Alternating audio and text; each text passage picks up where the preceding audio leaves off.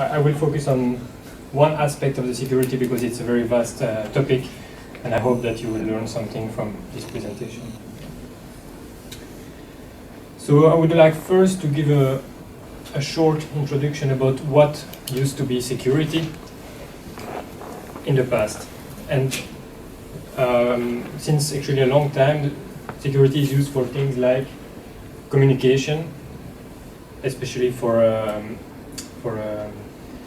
governmental communication, like also like GSM, which came later, but it was since the beginning used for communication, but also for banking application, maybe not that much in US, but in Europe we have a very strong banking system in terms of security and payments. And as well, of course, defense and military applications, which have been since the beginning designing their own way of doing security and securing things to make sure that no one could even get an idea of how they do it. And still today, actually, they want to go around the standards and do their own stuff. But today, the picture is a little bit changing. So I'm sure you have heard from some presentation, you have seen in some presentations the security. Yesterday, actually, we didn't see that much of security. It was something that no one wanted to focus on, but actually it's a major issue in the coming designs in semiconductor. So you have applications like smart watches. So you may wonder why you need security for that, but most of you that use a smartphone and so on expect some level of confidentiality about the data that you use and so on. You have even people designing for IoT light bulbs that would have embedded features, probably CPU software embedded, that would enable you to remotely control the light or have access through the light to some networking, wireless connectivity and so on.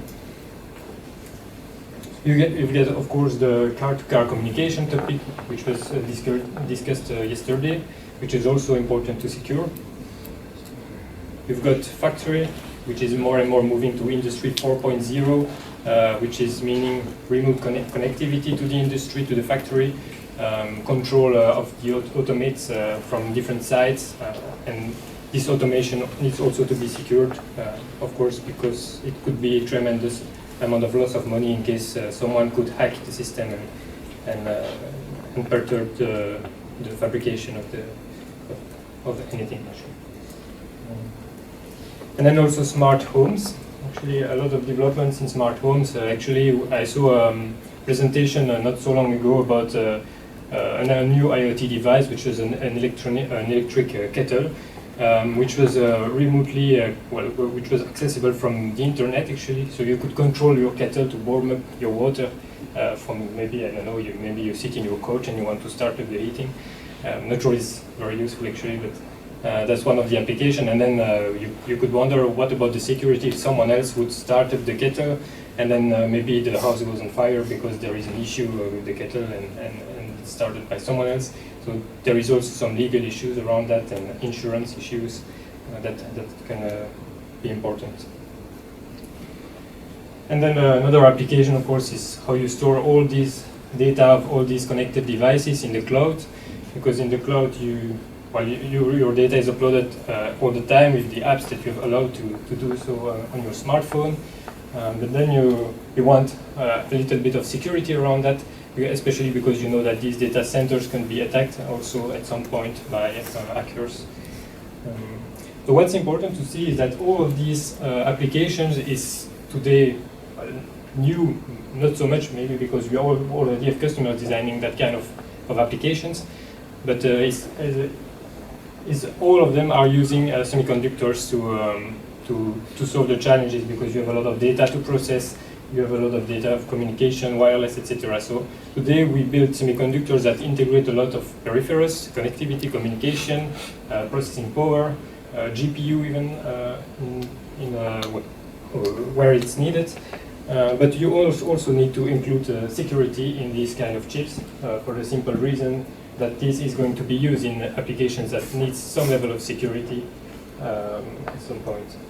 So what has changed from the past is that actually today the consumers or professionals are understanding that some level of security is required to guarantee a good operation of all these applications. And for example, if you take the car topic, in that case it's more a safety issue because you don't want to drive your car and suddenly someone takes control of it or something goes wrong. And for others, it can be just confidentiality of your life and what you do in your life. Okay, so as you can imagine, securing this application is not only about doing cryptography or encrypting data. So actually, there are a lot of aspects to that, and actually, even the way you design software is also important for the security. The way you integrate the system, the way you manufacture a board, the way you manufacture actually the semiconductors and the supply chain is also important. So there are a lot of different aspects, even the protocols that you use for communication that could have issues. In this case, I will focus the talk on the cryptography part of it, which is actually really the algorithm implementations of the security. So in cryptography, you can find two main families of types of algorithm. The first one is the symmetric cryptography, and that's probably the one that everyone has in mind. Well, people that are not familiar with cryptography, that's what comes to mind first. It's what you use for encrypting data. It's what you use for storing data. So for example, if you have communication links, Wi-Fi, Bluetooth and so on, this is using symmetric encryption for the data that you transfer. The way that it works is very simple. So you have one key that you use to encrypt the data. You use the same key to decrypt the data when on the receiving side, for example, for transmission. And the algorithm that are used is AES. I'm sure you all have seen that in the past already. And then the triple DES, which is older algorithm but still used in some application. The second part of the cryptography, which is probably less known by not familiar people, I would say, is the asymmetric cryptography. And asymmetric cryptography enables a lot of more security schemes than what you can do with symmetric. And the reason is simple. When you use asymmetric cryptography, you have two keys. That's why it's also called public key cryptography. You have one key which is public, one key which is private, and this enables that you can do some operation with the public key, some others with the private key, but you need to have the right key to decrypt, for example, a message. I will show that on the next slide. And asymmetric cryptography is working typically with large amount of data. So it's a mathematical operation which are very expensive to execute in a CPU. So if you do RSA operation, you need millions of multiplications, for example, to do one operation. And then ECC is another type of asymmetric cryptography algorithm that you can use. It requires shorter key size, I would say, for the same level of security. So that's what is interesting, because it's easier in hardware as well. So in this presentation, I will focus more on the asymmetric cryptography, because that becomes much more important today in the new IoT security schemes that are needed. Symmetric is also still used, of course, but it's something that is much more mature today. It's used for a long time already. So with asymmetric cryptography, for those of you that don't know that yet, for example, a basic scheme that you can do is you can encrypt a message. So Bob will encrypt a message to say hello to Alice. We will use the public key from Alice, and then Alice will be able to decrypt the message with the private key. So Alice will keep her private key a secret, and the public key from Alice can be sent to any people that want to send a message to Alice. Another basic scheme, I would say, that is possible with this asymmetric cryptography is key exchange or key establishment secretly. So for example, you can have Alice and Bob that both have their private key. By using the public key of the other party, they can agree on a secret which is common. And thanks to that secret, they can then communicate together with, for example, symmetric cryptography. So in order to implement these types of schemes, as I mentioned on the previous slide, you need to use the RSA and ECC types of algorithms, which are computationally intensive. And then you can use DSA, CDSA to do signature generation and verification. It's not shown here on the slide, but it's yet another scheme which is possible with that kind of cryptography. And then you can also do exchange key with these types of protocols like Diffie-Hellman and elliptic curve Diffie-Hellman. Maybe you have seen that in the past. There are other possibilities, of course, because once you have asymmetric cryptography, it enables the possibility to secure, for example, the boot code that you use on your chip. You can authenticate firmware, you can authenticate devices you are talking to, and things like that.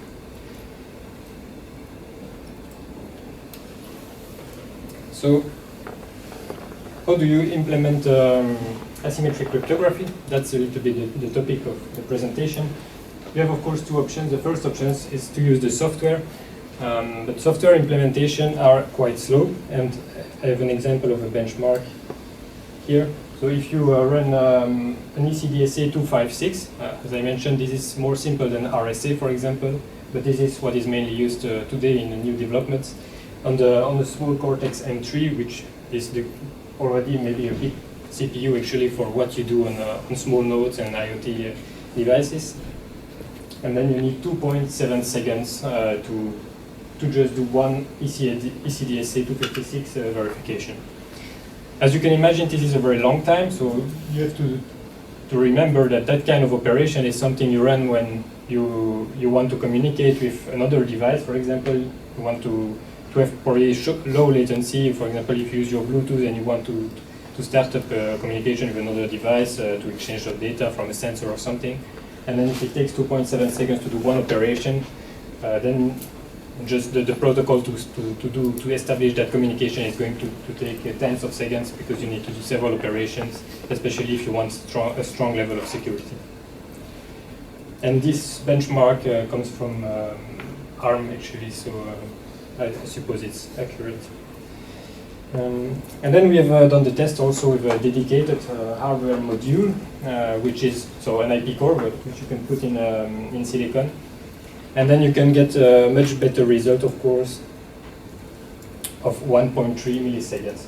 So you see there that you can go much faster to execute that type of operation with a very small, actually, overhead in terms of area on your semiconductor.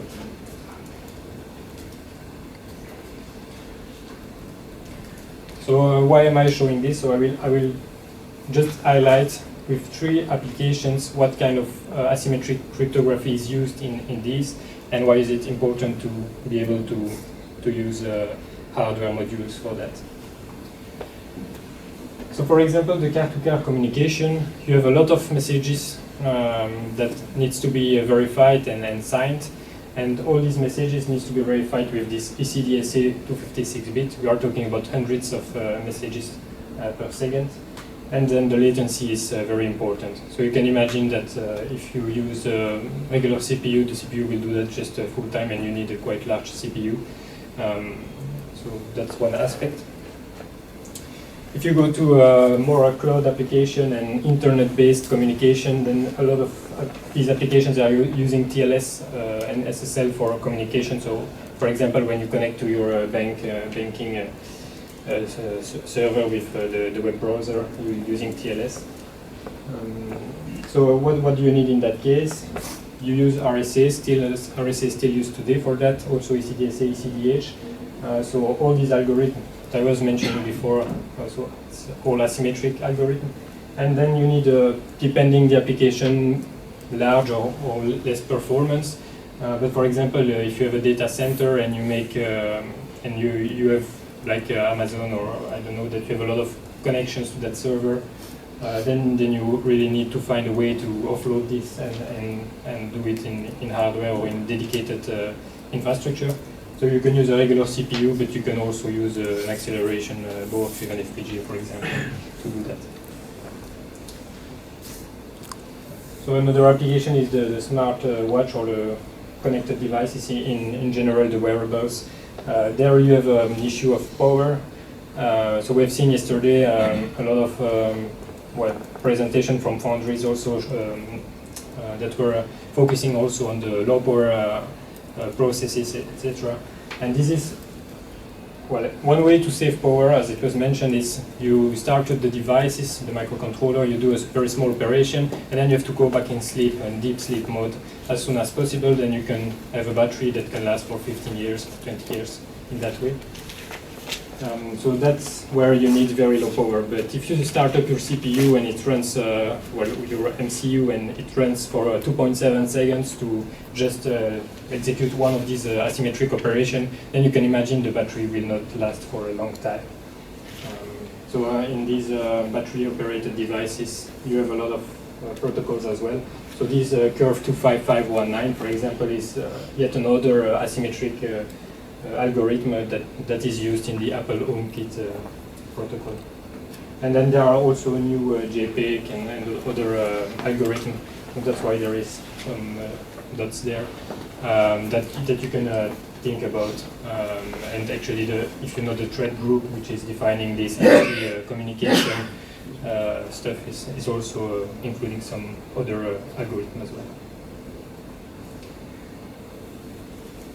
So in order to find the solution for all these applications and all these different types of applications in terms of performance, in terms of power, etc., we need to find an architecture of the hardware which is very versatile, that can cope with all the situations. So what we have done at Barco Silex is we have a public key IP core. So you have to understand there that it's a public key means asymmetric cryptography, which is an IP core that can do all the asymmetric operation that I was mentioning before. So in that IP core we have a DSP array, I would say, which is scalable, so we can have a configuration that can have more DSP, less DSP, depending on the performance and the power that you need. And then we have next to that a sequencer that can select, that contains a set of operations that you want to execute. So you can support all of that, I would say, in one IP. Which is important if you build quite a generic device. So if you, for example, design an MCU and then you don't know exactly what will be the application, you probably want to support several of these in order to make sure that you can address several markets. So you get flexibility by the amount of algorithms that you can support, and actually this is even updatable in the field.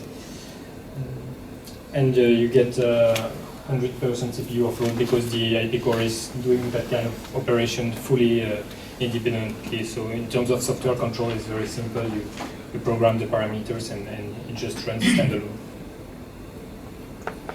And then with the scalable DSP, we can find out the best performance and area trade-off for your application.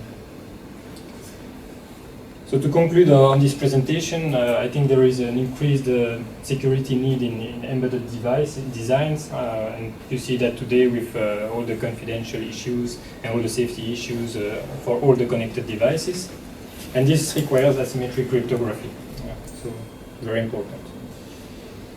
And you have seen with the benchmark that a hardware accelerator is something that you cannot avoid in these types of applications. So you should be careful when you select your embedded device for your next developments. If you need to support security, make sure there is an hardware accelerator for asymmetric cryptography as well. And then there are many different cipher suites for asymmetric cryptography. So if you need to be able to support a lot of applications or something that can evolve through time, because for industrial, for example, it needs to be in the field for 15 years, then you need a solution which is easily upgradable and that can be very versatile. So that's it for my presentation. So if you have questions, I will be around the whole day.